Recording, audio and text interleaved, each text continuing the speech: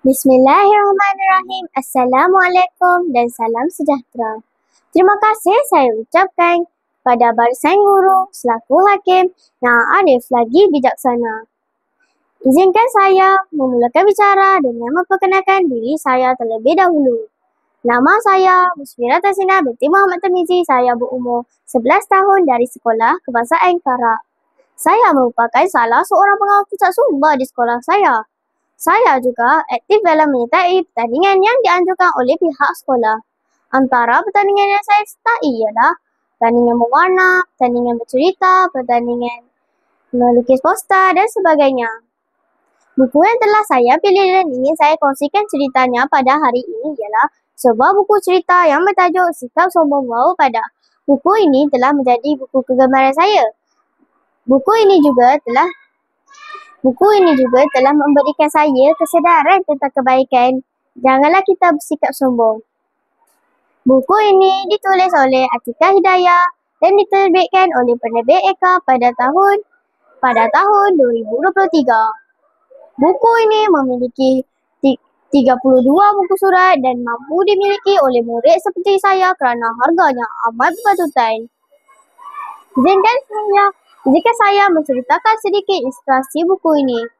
Pengarang buku ini menggunakan bahasa yang mudah difahami, jelas serta mudah untuk dihayati terutamanya bagi murid sekolah seperti saya.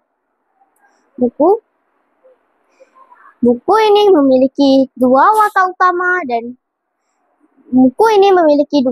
utama. Buku ini menceritakan tentang pada satu hari ada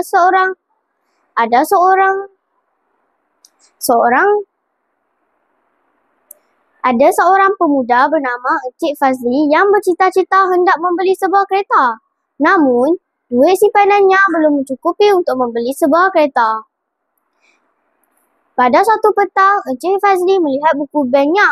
Dia tersenyum puas kerana melihat duit simpanannya selama ini sudah mencukupi untuk membeli sebuah kereta.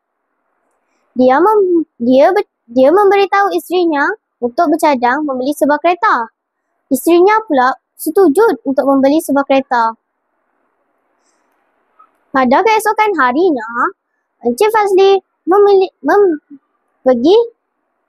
pergi ke kedai kereta untuk membeli sebuah kereta.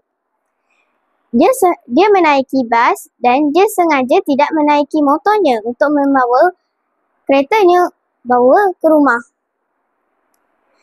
Setiba sampai di kedai kereta, dia memilih satu persatu dan dia memilih satu model Proton model lama dan yang dia berminat untuk membelinya.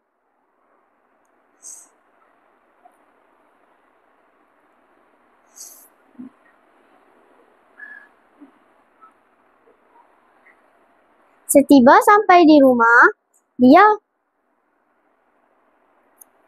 membunyikan horn supaya isterinya dan anak-anaknya mendengar. Dan isteri dan anak-anaknya teruja melihat kereta itu.